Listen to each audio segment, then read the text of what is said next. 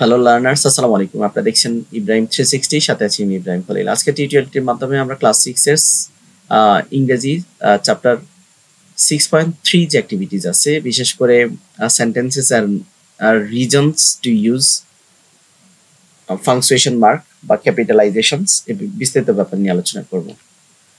তো এখানে বলছে যে in pairs or groups read the story again and discuss why the whole letters of the following sentences are in capital.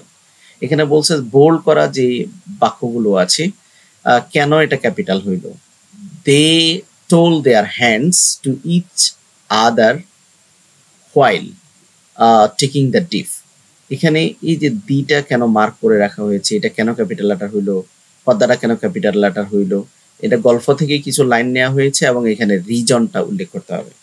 আচ্ছা, তাহলে প্রথম রিজন হচ্ছে দে হোল্ড দেয়ার হ্যান্ডস। এখানে T is the capital because the first letter of the sentence. এখানে টিটা capital কেন? কারণ এটা বাক্যের প্রথম letter.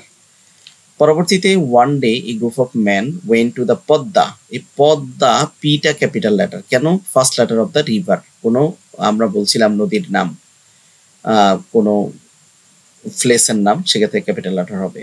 After returning to the শোর মিস্টার রথিন। এখানে মিস্টার রথিনে কেন ক্যাপিটাল লেটার ব্যবহার করা হয়েছে? কারণ first letter of title. Mister এটা হচ্ছে নামের title. I can help you, এখানে কেন ক্যাপিটাল ব্যবহার করা হয়েছে? কারণ ইন্ডিকেট পার্সন, আমরা জানি আই অ্যাজ এ পার্সন হিসেবে বা প্রোনাউন হিসেবে ব্যবহার হলে সবসময় ক্যাপিটাল লেটার হয়। পরবর্তী কন্টেন্ট 6.4 দেখার আমন্ত্রণ জানিয়ে আজকের মতো এখানে শেষ করছি। আল্লাহ হাফেজ।